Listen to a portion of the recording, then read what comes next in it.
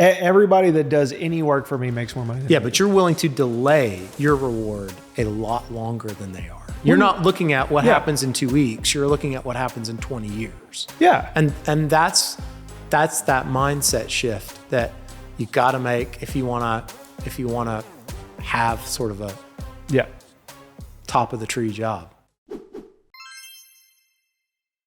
Hey everyone, and welcome back to Hustle on Purpose. Today we've got a very special guest, Patrick Laughlin.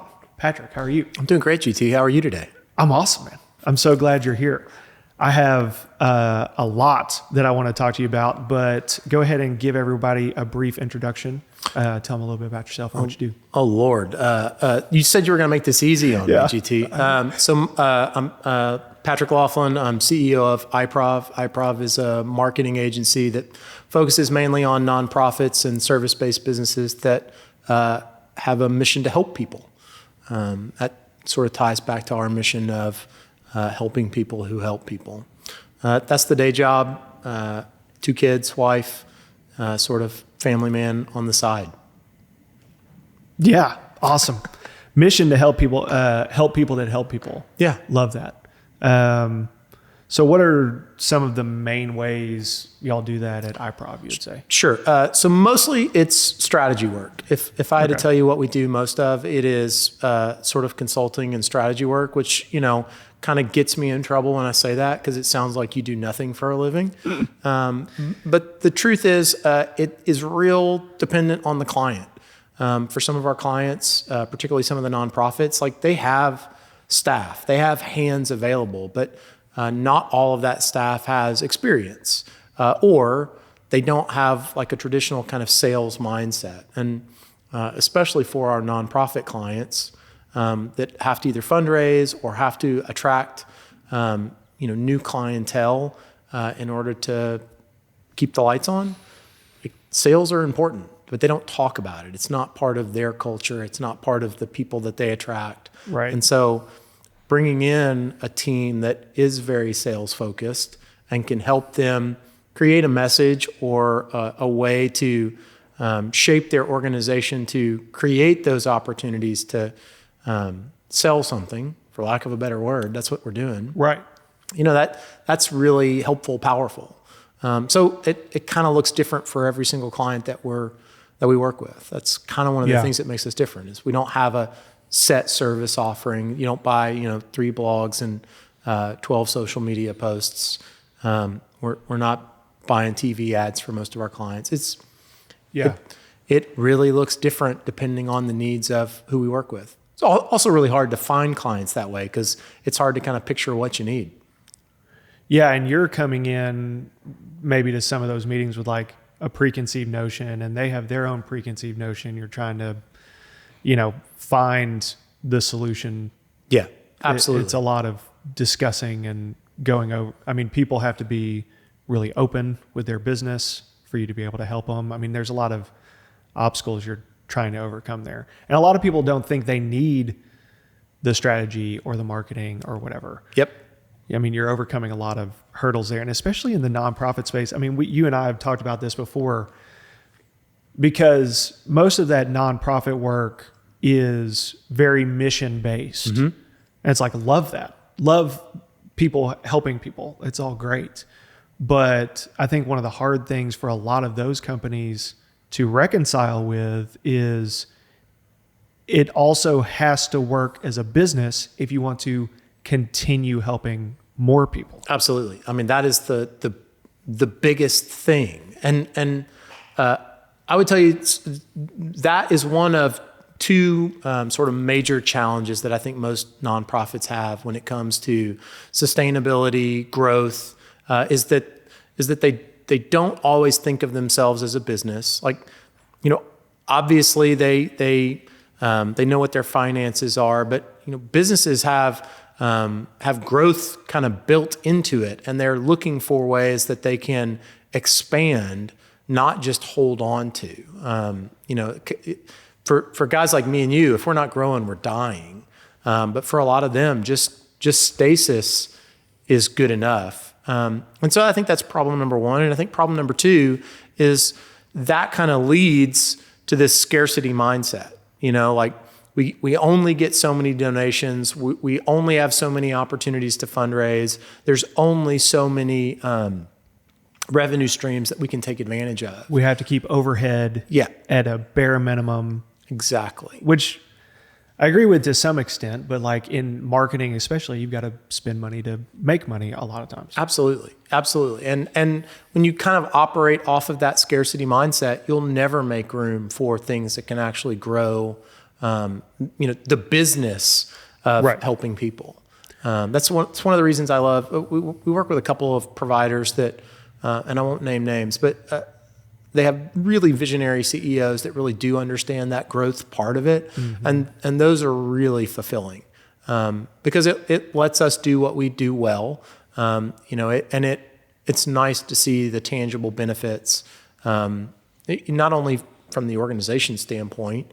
Obviously we love that, but you actually get to see the people that they serve and the quality of life improvements. And that's really powerful. You have to have both. I think I've been around not nearly as many nonprofits as you, but like the several that I've seen and their elected officials, their boards, whatever.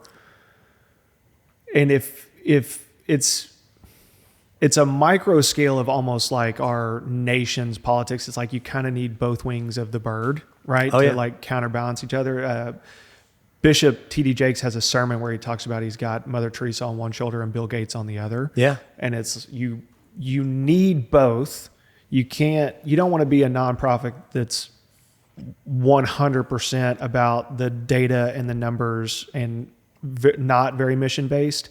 And also you get in really dangerous territory when you're way too mission heavy and not doing all the stuff to support it financially on the back end. Oh yeah. You have to have both.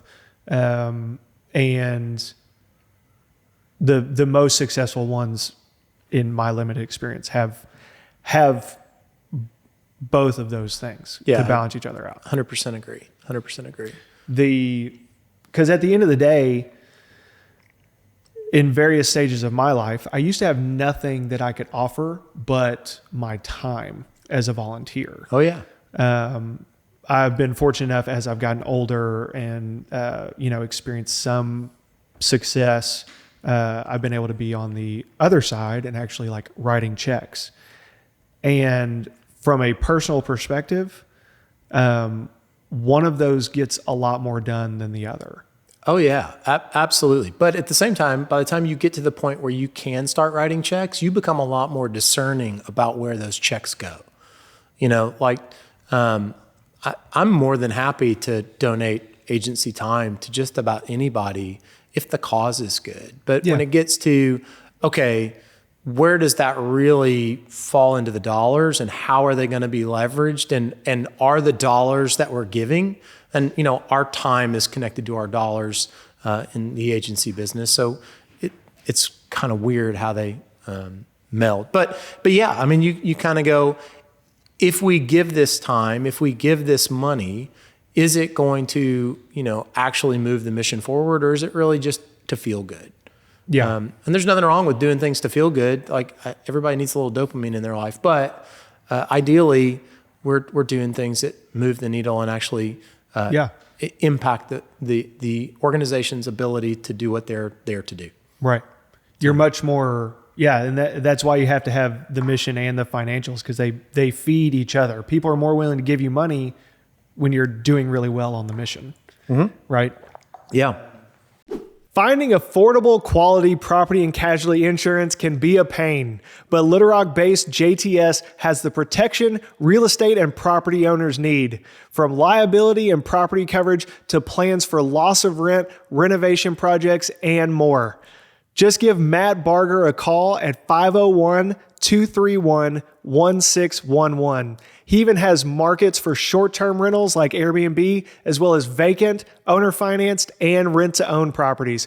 Call Matt today at 501-231-1611 or email him at matt@jtsfs.com. The most common question I get asked is, GT, how do I get started in real estate investing? And my go-to answer is to go talk to Robbie Cole at Benchmark Home Loans. Robbie will help you figure out the best loan option for you in your current situation and help you with long-term planning as well. He gives out free advice 7 days a week, and he would love to help you. So if you're one of the people that's been afraid to start that conversation, I encourage you to stop right now and call 501-777-9995 so that you can start your investing journey or take it to the next level. Once again, that's Robbie Cole at Benchmark Home Loans, 501-777-9995. Yeah, couldn't agree more. I had the chance to talk to a guy. He's I won't mention his name, but he's a billionaire in Texas. I met him at a public policy thing in Texas that I had no reason reason to be there other than like I got invited and was like, yeah. And he said something to me that I'll never forget. We ended up at dinner, at a small dinner later, and I naturally just went straight to like deep conversation. Sure, why not? Yeah. And he was like, the thing that I think most people don't realize is the burden that comes along with feeling like I need to shepherd the responsibility well of like this money. Yeah. He's like, I wake up every day feeling like he's very religious. He's like, I wake up every day feeling like I've been entrusted with this to like shepherd it well and do good with it. And he was like, there's a crushing weight to that responsibility. And I was like, I hadn't thought about it like that. You hear somebody's got $1 billion and you're like, oh, must be nice. Yeah. I mean, I don't have $1 billion, but I can totally relate to that.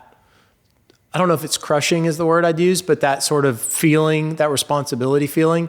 And once again, not because, the companies that I work for are, ultra successful, super high growth companies, but it really comes down to the people that work for me. That's where that responsibility comes into. And so that also kind of goes into how we make decisions about who we work with or who we help, because ultimately there are a dozen people that are counting on me to eat tomorrow to make wise decisions. And so, yeah, I can totally relate to the idea that, my job is really to use the responsibility that I have in a way that will make their lives meaningful as well. Yeah. Yeah. You don't want to waste their time. No. Or your dollars. No. Yeah. Don't. And it's that I love the word you use, discernment, because I use it all the time. It is an incredibly valuable skill that is probably one of like if you had to, you as a CEO, if you had to rank skills desired in the CEO role, I would think discernment is probably very close to the top of the list. I think it all depends on the business, but hopefully you've got somebody that's, sort of making decisions that aren't all about them. Like I would hope so, right. That are like being considerate of all of the other things that they impact. Yeah. It's weird. Like everybody thinks, I want to be the big boss. That'd be really like, and I thought that would too. Like, until you actually sit in that chair and you go, this is very, very different than what I expected it to be. I mean, obviously there are perks to the job. I'm not complaining. I wanted to sit in the seat that I'm in, but there are definitely parts of the job that are very, very different than what people think. I've had this conversation with my wife a lot because, there's always something in the news about, some CEO of some huge company that's got some massive bonus or whatever. There's always like the tax the rich and eat the billionaires headlines that are going on. And the older I've gotten and the more experience I have leading my own business and stuff like that, I'm like trying to help people understand that those people are being paid in a lot for their decision making. And like you look at something like Anheuser-Busch, for instance, and it's like, was he the CEO, whoever it is, directly involved in a lot of the marketing decisions? Like maybe not, but like that dude has to ride that stock roller coaster all the way to the bottom. Yeah. And nobody feels bad for that guy. No, absolutely not. Nobody's going to, but he's ultimately the one that has to make the decisions. Do we pivot? Do we hang in there? Do we take this brand and, transform it? Are we going to find another piece? And that, like, all of those decisions, and those are just, a handful of the probably hundreds, if not thousands, that were, made across all of that sort of, event. Like, that's just crazy. But I see stuff like that happen, and I'm like, that's a testament to all those other CEOs that didn't happen to. Oh, yeah. Because it's easy. There's like invisible work, right? Yep. It's like you just see the headline about so-and-so making, however many, $100 million as the CEO. And you're like, oh, that's ridiculous. Like that's $1 million, you break it down to their hourly pay, or like Jeff Bezos or whatever. And it's like, well, like they didn't let something like that happen. Right. And you know how much work has to go into making sure something, it was like, not to just harp on like the Bud Light deal, but it's a great example of like how easily you can let an extremely successful, extremely profitable, high valued company go to hell in a handbasket. Yeah. Well, and I think a lot of people get wrapped up in things like executive compensation and pay, especially around the C-suite roles.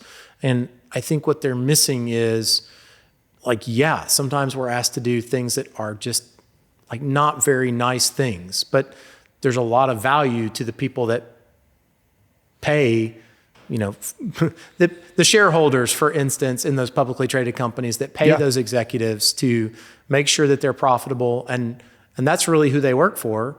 And if that means that who I work for is saying, I need to, I hate this word, but right-size the company, and I got to go lay off 10,000 people, like, there's a soul-crushing amount of responsibility that goes with that, even if you're not the one staring across the desk at all of those people.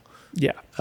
You have to live with the fact that there are 10,000 people that are going to be out on the streets tomorrow. And it's weird to sort of say there's some value there, and I know you're going to get some terrible comments when you post this for me saying this. But like, once again, for the people that actually pay those salaries, that's where they see the value in those executives, and that's why they're paid that way.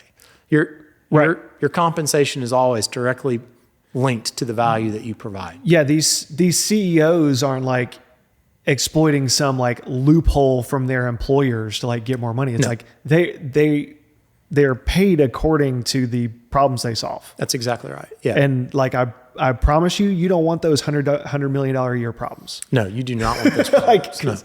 Because like COVID hit, and the real estate investing company I was working for, I was like head of Arkansas operations.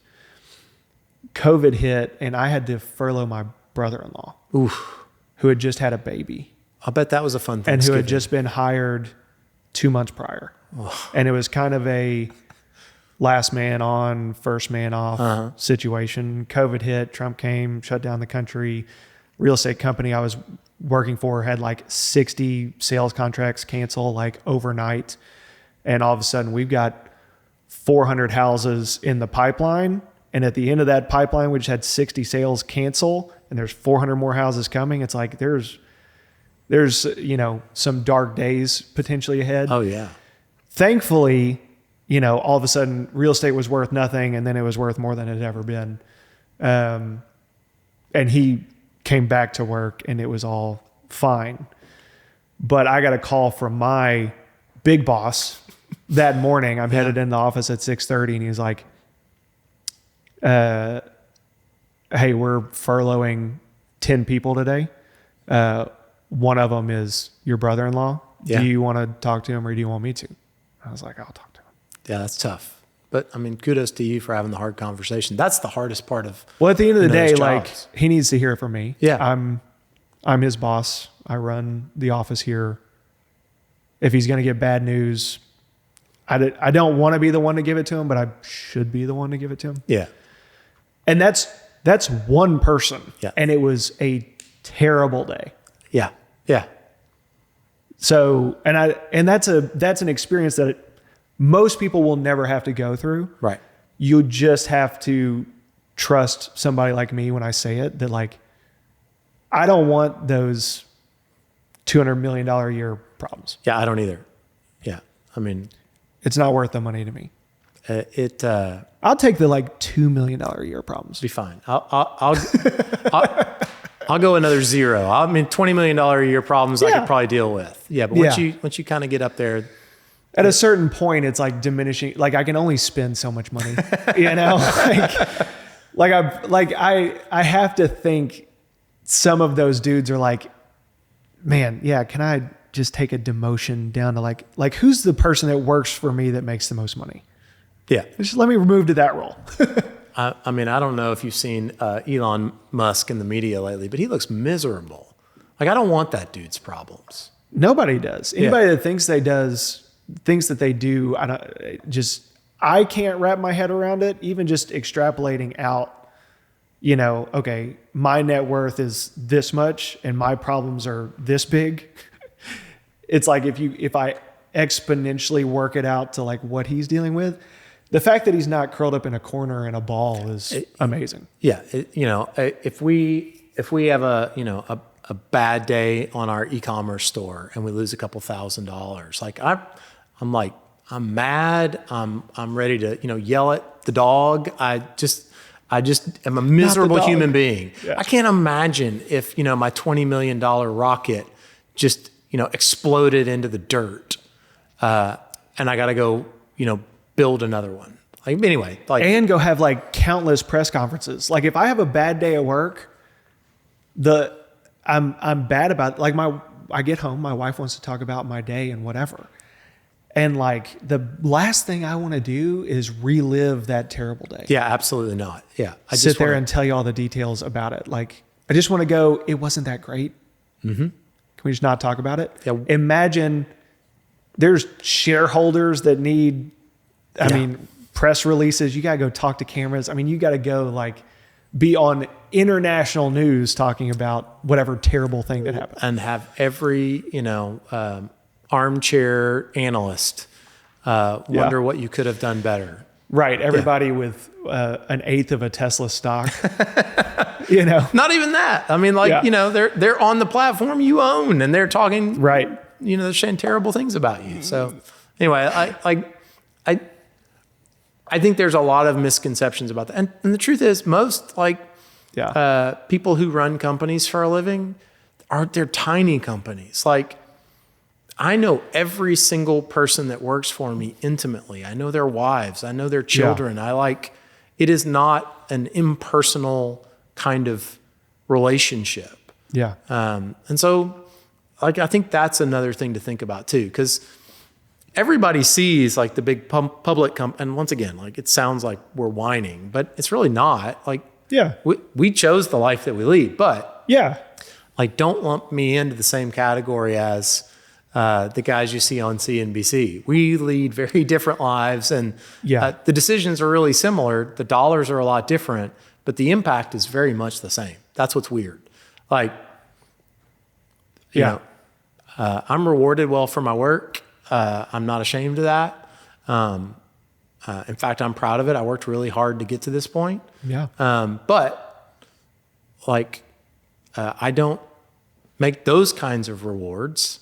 But the decisions that we make, very similar decisions, and the impacts are certainly very, very similar, Well, and the more I do stuff like this, interviewing business owners and leaders, there's not been a single person on here that I'm like, they shouldn't have more money. They wouldn't do anything good with it. Or like they're a Scrooge McDuck that just like, or, some evil, like miserly person that sits around like plotting evil schemes. It's like, they're all good people that do a lot of really good things in the community.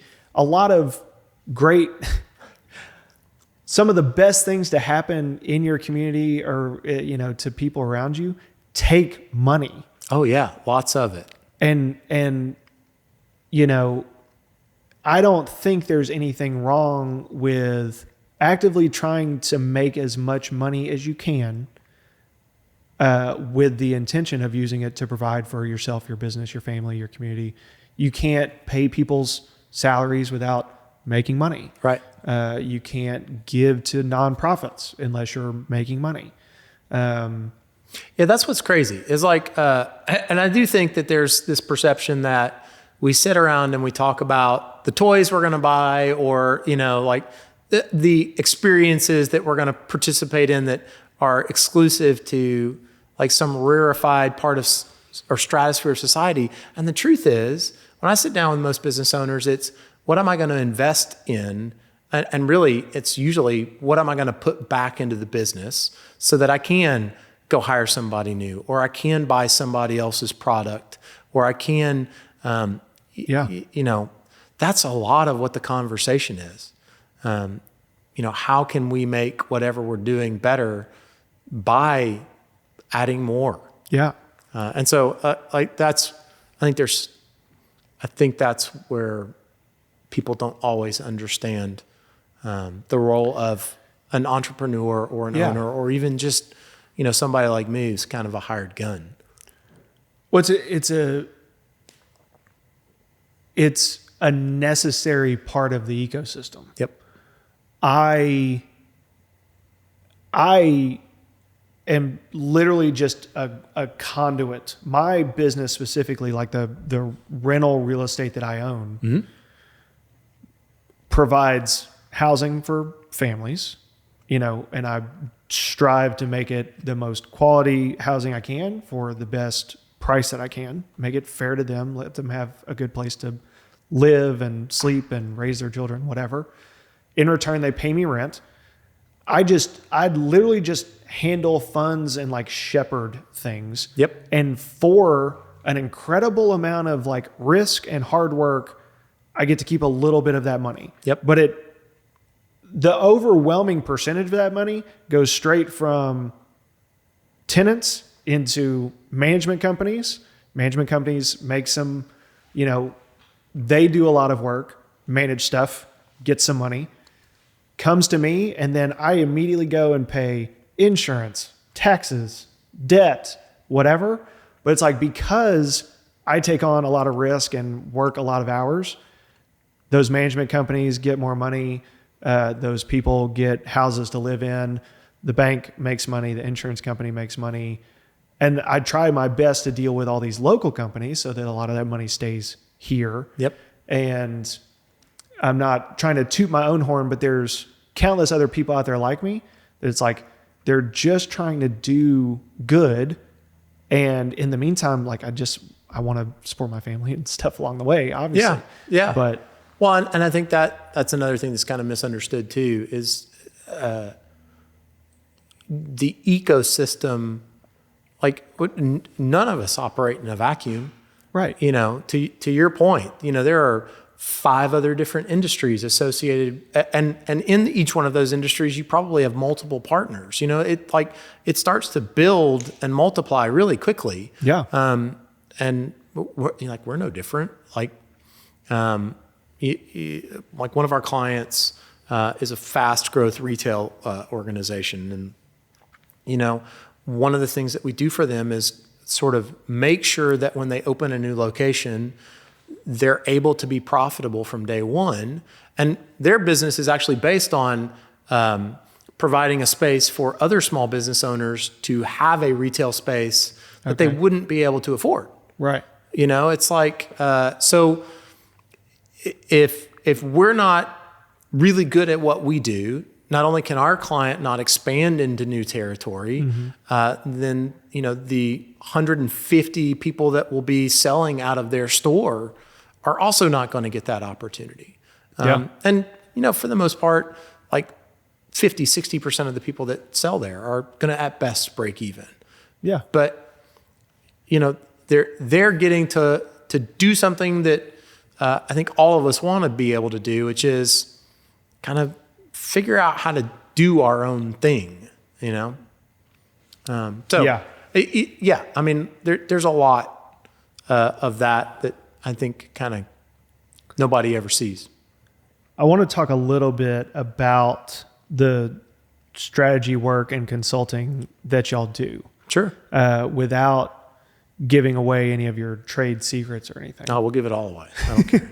Yeah. Well, so like y'all have helped me. I've been through some of the consulting stuff with iProv.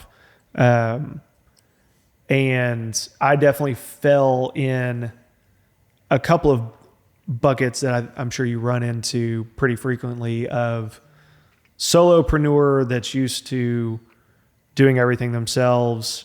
Alex Hormozy, I think, puts it really, really well. He's like, to be a successful business owner, business leader, you need two things.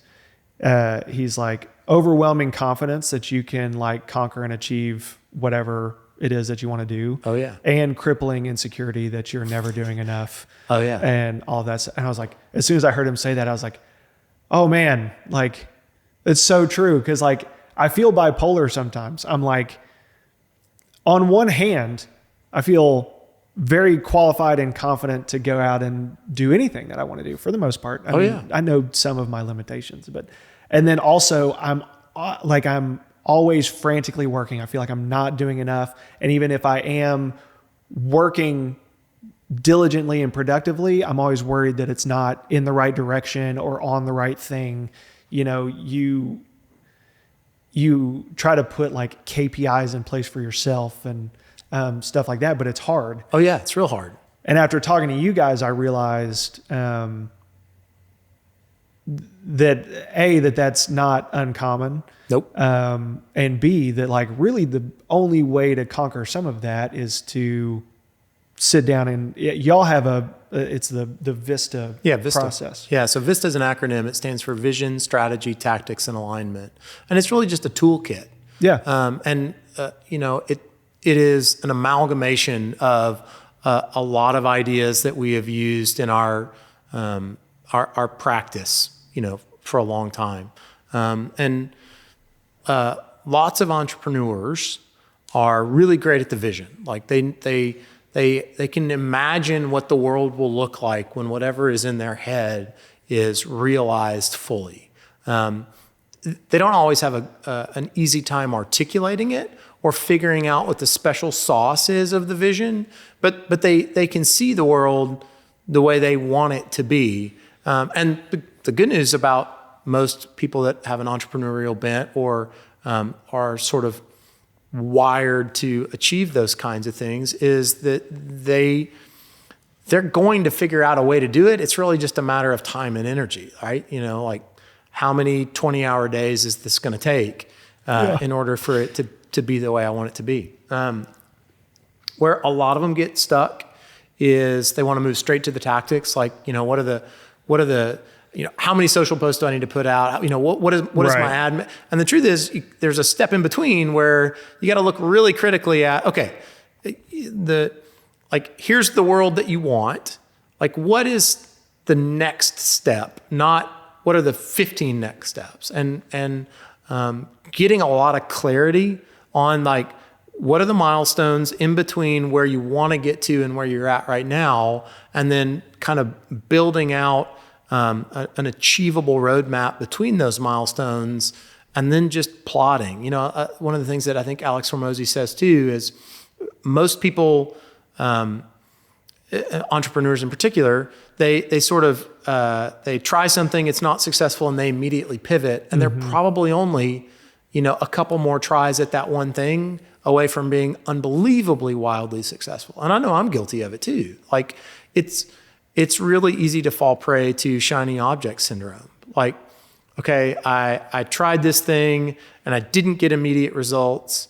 And so instead of doubling down and saying, okay, what tweak do I need to make? I'm just going to completely up in the apple cart and do something completely different. And so a lot of times the value that we offer, especially on the strategy side, is just saying no. Stick with this. I'm not afraid to to sort of look at the person that's providing my paycheck and say, no, we're not going to do that. I hear what you are saying and I acknowledge it, but you want to get here. And if you want to get here, we have to do this. And the other thing that we deal with a lot too, and I think this is kind of where you were struggling, is kind of clarity and simplifying the thought process. Like a big vision, something that's, lives in your imagination. Right. It can get really complex and complicated, and you can sort of start overthinking it really easily. Yeah. And so we sort of boil everything down to these like really basic fundamentals. And the real secret sauce, like what sells Vista, is the vision part. Okay, great. I'm going to get clarity on my vision. But the truth is, it's the alignment piece that's the special sauce. Where how do you go into every day aligned with the goals that you've set for yourself? What actions are you going to take to make sure that that day is as valuable as it can be? And how are you going to bring all of the stakeholders that are necessary to achieve that vision along with you in order to do that? So that's really sort of the Trojan horse. Is we talk a lot about vision and strategy, but if we're honest, where our real value comes is that alignment. How do we make sure that, for instance, we have a relatively large gym client. How do we make sure that trainers understand the value of some new promotion that we're running? Right. They're way removed from the meetings that I sit in with in this client, but we have to make sure that the people on the ground are completely aligned with the way that we envision the brand is going to be portrayed. Yeah. And so then that's us sitting in on meetings about LMS and ongoing training and, helping write scripts for call center. Like that's really a differentiator, I think, for us and a lot of other traditional ad agencies, is we don't typically say no to those sorts of things. And other ad agencies that I've worked for in my career, it'd be like, yeah, you probably need to hire somebody that can come in and help you do some sales training or some phone training. We don't do that, but call us when you want to run some new TV ads. Right. And like we're not interested in running the TV ads, although that's a lot easier because the value for the business at that point is very suspect. Because even if you do get a ton of lead growth, if you're throwing it away just by the way you answer the phone, what good did all that lead growth do you? Because you're not going to be able to convert them to customers. So that's really where I tell people alignment's the secret sauce. How does every little part of your business, and if you don't know, every little part of your business is connected to marketing. How does it influence the customer experience, and how do you align the people most directly responsible for that customer experience to the people that are farthest removed? That's what's crazy, right? Like, well, and you touched on a lot there, and so much of it is so good. And I mean, I'm sure you can make ads for people if somebody's just like, I just need an ad, like make it for me, whatever. I mean, honestly, that's kind of the beauty of where we're at right now at iProv, is we'll just say no, but we know some people that would be happy to do that for you. There you go. And that's really a wonderful, like ideal spot to be in. Yeah, is we get the benefit of getting to be choosy. Not every agency can do that. Right. But there's it's a lot like project management. It's like some people just need a product created and handed off. Yep. But other people need that product implemented. And that is a whole new ball game. Yeah. Yeah. And, lots of times the people that run the business are not always the best communicators. We're all typically good at maybe one or two things. Yeah. Yeah. And so we can sort of help come fill the gap on a lot of those things, which is interesting. Well, one of the things that I really liked about going through the Vista process and talking to you and a lot of your team is y'all have a much broader scope of business knowledge than I do. And I'd like to think I'm not alone in that. A lot of entrepreneurs, it's like, I will straight up tell people, they'll start talking to me about some kind of business, and it's like, I'd love to talk about it. I'm an idiot and I know nothing about that industry. Sure. But I love to talk about it. Yeah. I'm probably not your guy to talk to about much of anything, but if it's residential housing in Central Arkansas, Sure. I might be your guy. Yeah. But I used to be less comfortable with that. I felt like I was like pigeonholing myself. And then the older I got, it's like, no, there's more money than I could ever care to make in residential housing in Central Arkansas. It's like, it's a small market. It's a whatever, but it's like whatever, if you can get really good at one thing, almost no matter how niche it is, you can be really, really successful. You can be super successful. And I mean, honestly, that's kind of the downside of, being a consultant is I would tell you, we don't get really, really good at any one thing. We get kind of better than average at a couple of things and then kind of mediocre at just this like super, like wide set of skills.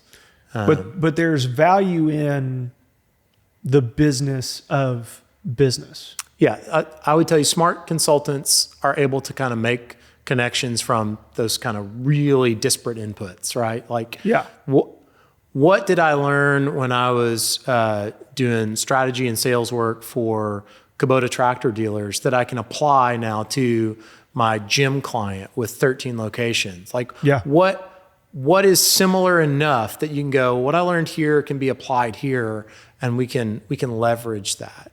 Yeah, that is, those sorts of things do add up a lot. Yeah. And it's hard to quantify that. Yeah, it's really hard. On that knowledge and that experience.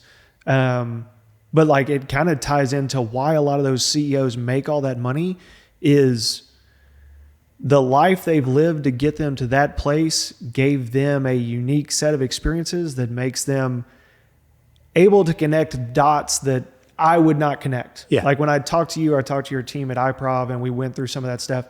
I had this idea. It was for a real estate fund and like felt like it was a good idea. Still think it is a good idea at the right time. But with y'all's breadth of experience outside of my narrow scope of experience, y'all were able to help me connect a lot of dots that, I had this idea for a couple of years. Sure. And in 30 minutes with you guys, it was like, oh man, it got so much clearer and so much better in a very short amount of time. I was just sitting there like, oh wow, like y'all just really helped me. Like, it's like I could have done this 2 years ago and saved myself a lot of brain power just focusing on the wrong things. Well, and that's where I would tell you, it already existed in your head because we didn't come up with anything new. Like, we come in, I like to say we come in really unprepared. We're kind of like professional kindergartners. We're gonna ask all of the dumb questions. And we're okay with you looking at us like that's the dumbest question I've ever heard. But okay, I'll explain it to you. And the reason that we do that is because we're getting you to sort of, and I'm saying you, but we're getting people that we talk to sort of rethink what's already in their head and redigest it in a way that they just haven't done. And sometimes it's just, hey, we're putting it on paper, right? And you've never done that before, right? And just putting things on paper will often add a lot of clarity. It is weird. It's usually in hindsight I'll realize, man, I've had this thing going around in my head for a long time. Lots of mental energy getting spent on whatever this like idea is. And then sometimes I'll actually have the thought of like, I should just like write it down and like actually like think this out. Yeah. I'm a big fan of David Allen, the getting things done. Yeah. And one of my favorite things that he says is your head's for having ideas, not for holding them. So I'm the second that something pops in or the second that, somebody says, can you do, it's got to go into the system. Yep. I don't ever want to think about it again. I just want it to show up when I look at it. And that's when I know, hey, but for the same reason, because I want that brain power to be able to kind of noodle through what's the next big connection. And the clearer I can keep my head, the more likely those connections are to come up. I I tend to learn things the hard way. Me too. And this has been several years ago. I was having really hard time sleeping at night, which has never happened. I'm normally very easy to go to sleep and sleep hard. Like my wife will tell you, I'm big on like the beds for sleeping. Okay. Yeah. You don't hang out in bed. I go to bed. I got you. Like when I go to bed, I'm going to bed. We're turning the lights off and going straight to sleep. Right. Gotcha. Yeah. And so I was having this issue going to bed, and my mind would just race, and it would be like, man, I can't forget to call so-and-so first thing in the morning because this thing's got to get done. I can't forget to go by here. And finally, I just started writing everything down. Yeah. Just, I keep one of these with me all the time. I've got a stack of like 40 of them in my office. They just get filled up. And I mean, GT, my wife laughs at me, and the people that I work with laugh at me too. But I mean, I even have a reminder in my phone to brush my teeth in the morning. Like, it's like I wake up super early. I hit work immediately. I wake up the kids. We are fixing breakfast. We got to get out the door. At some point, until I smell my own breath, I'm not going to remember that. And so, luckily, I have this wonderful, system that dings me on my watch that says, "Hey, dummy, it's 7 a.m. Go brush your teeth before you take the kids to school." And I never have to think about that again because every morning of my life, I'm going to get a notification that says, "Hey, dummy, slow down enough to go brush your teeth." Yeah. And, it's like, I never have to have that thought again. People may make fun of you for it. I don't care. People may have made fun of me for it. But I'll tell those people, you haven't been that busy for a sustained amount of time. And like, until you figure out a system like that, whatever your system is, because if you think you wouldn't need a system like that to help you remember to brush your teeth or whatever, you just haven't been that busy for that long of a period of time. Yeah. Because it'll drive you crazy. Yeah. Like I've been there, and it's like, you hear about like Mark Zuckerberg has to like just wears all the same shirts, or like Steve Jobs, and they want to limit those decisions. And it's like, I get it. I'm not even at that decision-making level, but it gets to a point where you're like, I have to eliminate some of this, whether it's choosing what clothes I'm putting on that day or however you navigate that.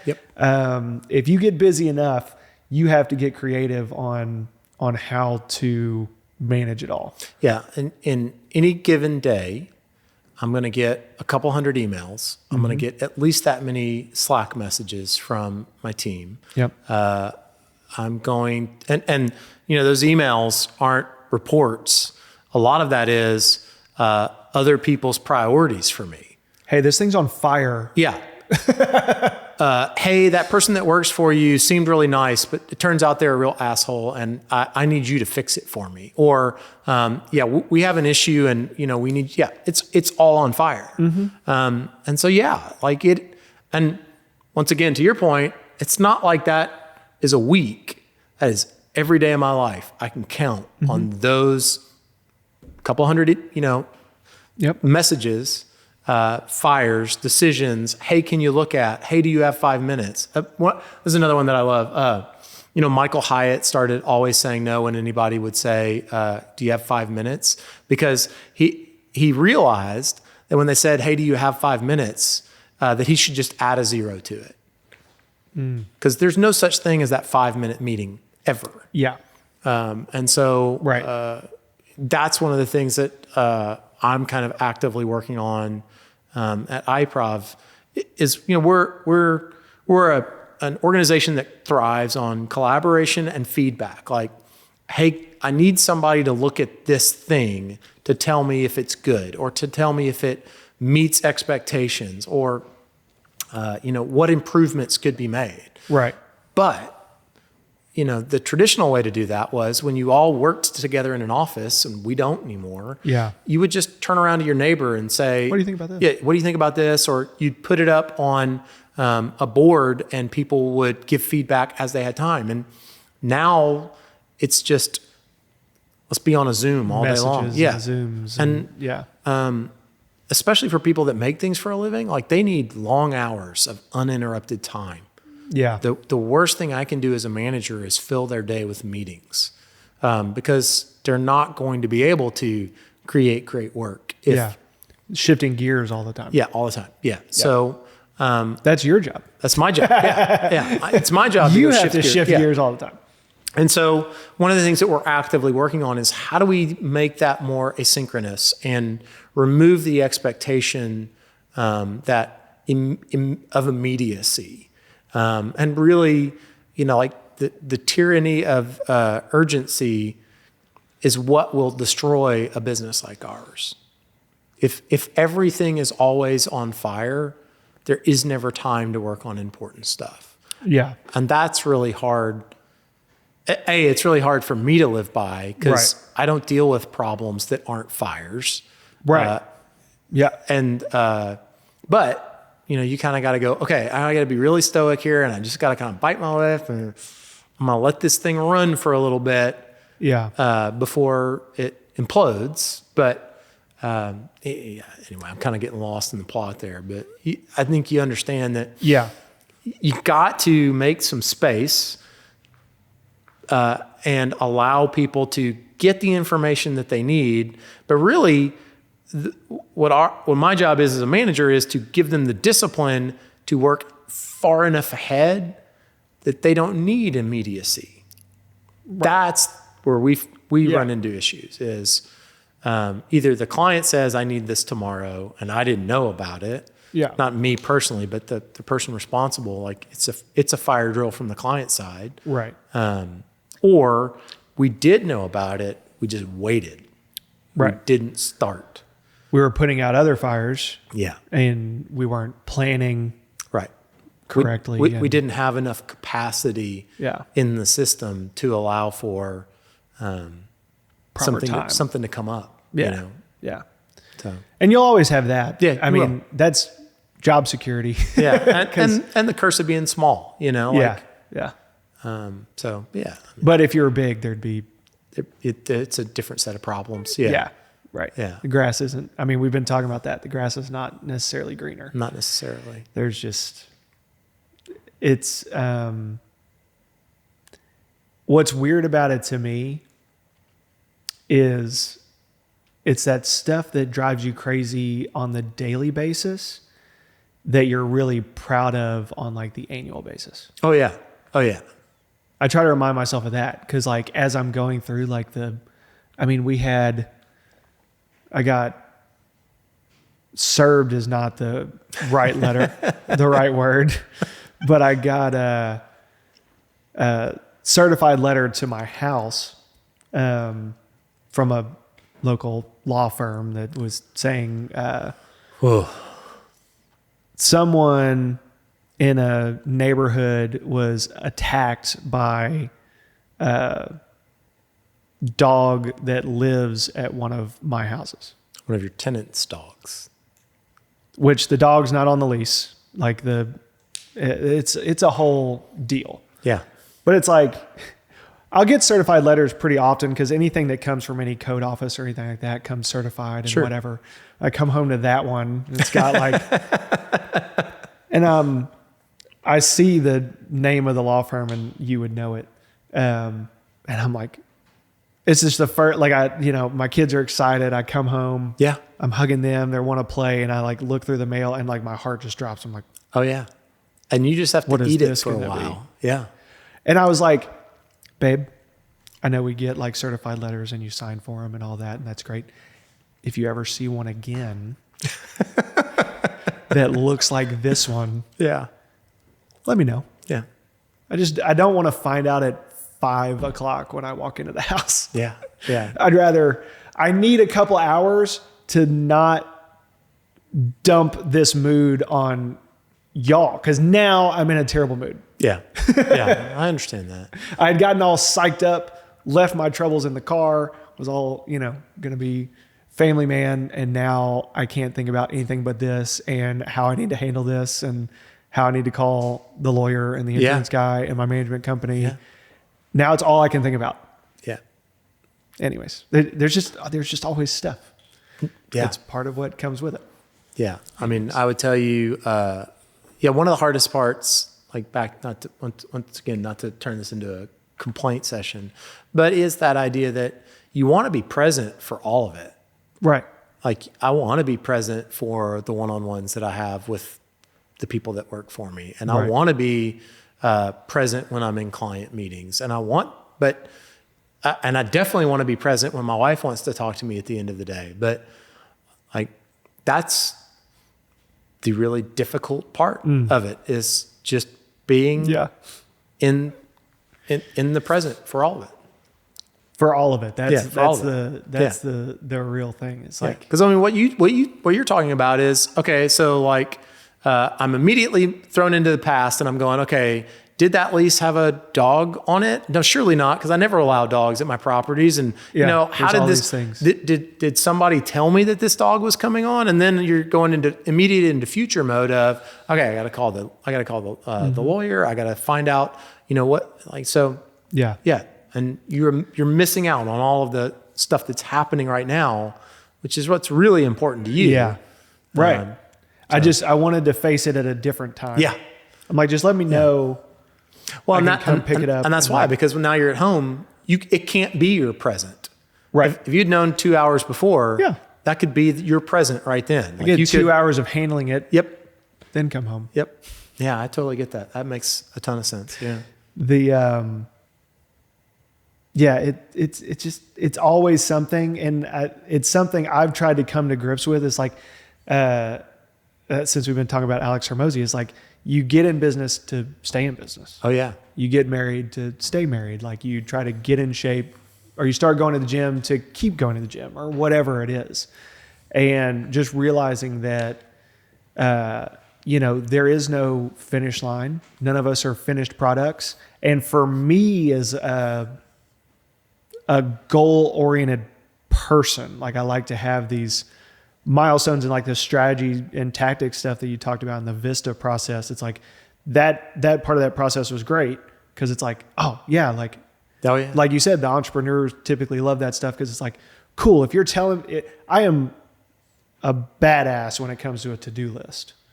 Yep. Like when it comes to like, I've got it written down, here's my 12 things to do today. Like I'm going to get 12 things going to get the things checked off the list. So clearing that up was great. I forget where I was going with that. To get married, to stay, there is no finish line. We're not finished products. Trying to become comfortable with the fact that we will overcome whatever this fire in this moment is. We'll get through it. Yep. And guess what? There's going to be another one. There's going to be 3 more pop up while we're handling this one. That has been like just that mindset shift I find really hard to make. And I would tell you, I'm still kind of in the middle of that shift in the way that I think about the business. Because it's really hard. I mean, every client that's upset is the most important thing in the world. And it's hard to go, pipeline kind of stinks right now, but this is the 5th time that they've been noisy over something that they shouldn't be noisy about. Maybe it's time that we cut bait. And once again, back to the hard decisions you have to make, is maybe making that decision to end that relationship create some downstream consequences, but it might actually improve a really valuable person on my team's life. Like I might have to get rid of somebody or let somebody go in order to make this decision. But chances are the person we let go anyway was already an underperformer, and we were probably just hanging on to them out of sentimental value or affinity or whatever reason. We like the way they make coffee. Yeah. It's weird why we'll sort of hang on to stuff, right? Yeah. Well, the resistance to change is just not that you don't even have to be anti-change, because some people are, I love change. I don't mind change. Yeah. But even with that being said, a lot of times I don't actively go out looking to change things. It's like, that's doing okay. Yeah, let's just let this run for a little while. Okay. Yeah. I'm over here putting out fires, and that's not a fire. Right. It's just not. They're the okayish person that works for me. Yeah. I mean, and I had a boss one time that was like, I wanted to get rid of somebody that was working underneath me because they weren't a rock star. Yeah, very few people are. Well, and he, as my boss, was like, yeah, they're not all going to be. No. He's like, but they're pretty okay-ish. Yeah. And I was like, really? Like, we're okay with okay-ish? Why can't I be okay-ish? I used to have a production manager that worked with me, and we called her the llama, and she was great.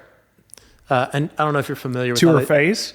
Well, I mean, kind of, yeah. Because like, I don't know if you're familiar with how they train llamas to haul sticks, right? Okay. So they at a certain point they pile sticks onto a llama, and the llama gets used to that weight. And one more stick, that llama will lay down in the road. They'll just stop. Okay. And this production manager was like a llama. Like, you could just pile stuff onto her, but you never knew when that one little stick was coming. Like, not a rock star. Like, there is a limit there, right? Like, she's not going to innovate and find new ways that she can take on more sticks. She's just literally going to carry the sticks you give her until you give her one too many. And then you better find a way to take one of those sticks away if you really want. Yeah. So, but there's a ton of value in that too. Yeah. Because the people that, a lot of times the rock stars, one of the downsides of that is it's hard to keep them. Yeah. I mean, like, a lot of, not that I'm necessarily a rock star, but like companies that I've left in the past, it has almost always been because there is some kind of plateau. There's some kind of, you've reached the top of the ladder for like this decade. You know, the next position is like the owner's got to die, or like, you know, something crazy's got to happen. Like, you're where you're at. And like, I struggle with that. Like, if I'm not still learning or expanding, growing in some kind of way, I get restless, and it's a blessing and a curse. Oh yeah. That's one of the things that I find most rewarding and sort of challenging about my role is I have to constantly be looking for ways to engage the ones that are rock stars or that have potential to be rock stars, right, in a way that keeps them interested, that doesn't let them plateau. And I also think you have to be self-aware enough to realize, I mean, I think a lot of, like, you don't get to a high-level position in any company without some form of ego. Yeah. Sometimes that's tied to power. Sometimes that's tied to authority. Sometimes it's just tied to your paycheck, right? I'm just the highest paid person here. And what's funny is at previous agencies, I wasn't privy to what salespeople made. You know, of course, now I know what salespeople make. And the first time that I realized that my best salespeople make a lot more than I do. And that was actually the best case scenario. And it's pretty common. Yeah, well, and like, you want them to. Like that is like a weird, like, wait a minute, what? Huh? But then you go, okay, well, wait a minute. They're the reason that we get to have this fun. There's the reason that we get to have new things to work on. And they should be rewarded for. One, they are, you know, the mouth of the snake. Yep. They're the part of the snake that's out there killing things, so that the rest of the snake gets fed. Well, and that's one of the harder things that I think new managers in particular have to get used to is sometimes you're going to pay somebody more than even you get paid in order to have a bigger outcome later. Everybody makes more money than I do. Yeah. And nobody believes me. Everybody that does any work for me makes more money than me. But you're willing to delay your reward a lot longer than they are. You're not looking at what happens in 2 weeks. You're looking at what happens in 20 years. Yeah. And that's that mindset shift that you got to make if you want to have sort of a top of the tree job. I'm convinced that, when I'm 50-ish, I just have a lot of faith that I'll be grateful for the things that 30-year-old me did. Yeah. Yeah. But, I pay a lot of other people a lot more money than I keep for myself. Sure. And I'm okay with that. Yeah. I realized I used to have a roofing business when I was 21, 22. And I was so dead set on like, I own 100% of this thing and I'm the boss. And it was like, it was me in a truck. Yeah. If it makes you feel good. Great. Right. Yeah. Yeah. And it's like, as I've gotten older, it's like, oh man, like, you're better off having, 0.001% of Amazon. Oh yeah. I mean, absolutely. I'm much better now with drastically smaller pieces of bigger pies. Yeah. I mean, I was about to say, would you rather have 100% of $1 million or 2% of $100 million? Yeah, exactly. Yeah.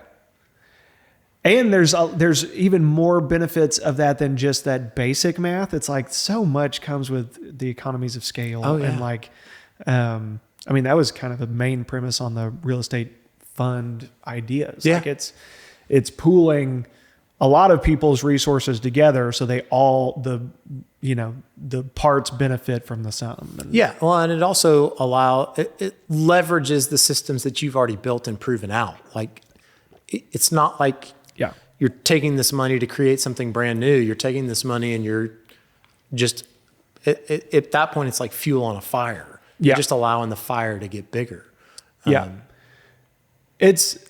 still convinced it's a great idea and I think it'll happen. It just, I've talked about it on here before. The real estate market didn't do what I thought it was going to do. No, I mean, it kind of sucks right now. Well, it is better for more people. Yeah. Like on one hand, I am grateful that the Fed's soft landing seems to be working. Yeah. It is better for the masses. Yeah. It is just worse for me. But I'm not a complete selfish tyrant, whatever. I am thankful that our country did not have a drastic economic collapse. Yeah, I lived through 2008. In fact, the agency that I was working for, our biggest client was a bank in 2008. Wasn't Lehman Brothers? No, it was First National Bank of Omaha. And on a Friday afternoon, they called in the partners of the agency in Omaha, and they said, "We got to cut your credit line and our budget." And I was in a satellite office. My satellite office was shut down immediately. Yeah. And so once again, I'm still friends with, the partner that I worked with. I still consider her one of the biggest mentors of my career. I certainly learned more from her than I did from a lot of other people that I had interactions with. But she had to make a really hard decision, to make sure that other people got to continue. Yeah. And, it's not personal. It's just business. It doesn't make you feel better in the moment. Nope, not in the moment. Oh, it's 12 o'clock. It is 12 o'clock. And another thing, as I've gotten older, that those kind of experiences, you're probably able to look back on it and say, because of that terrible experience and realizing that my office could just be shut down in an instant, I'm now able to carry that experience into this role and realize that for my personal financial situation, I need to have reserve.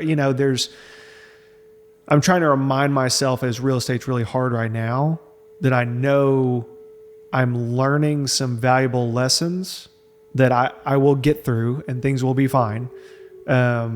but that I will carry into the next season of my life and be better for it.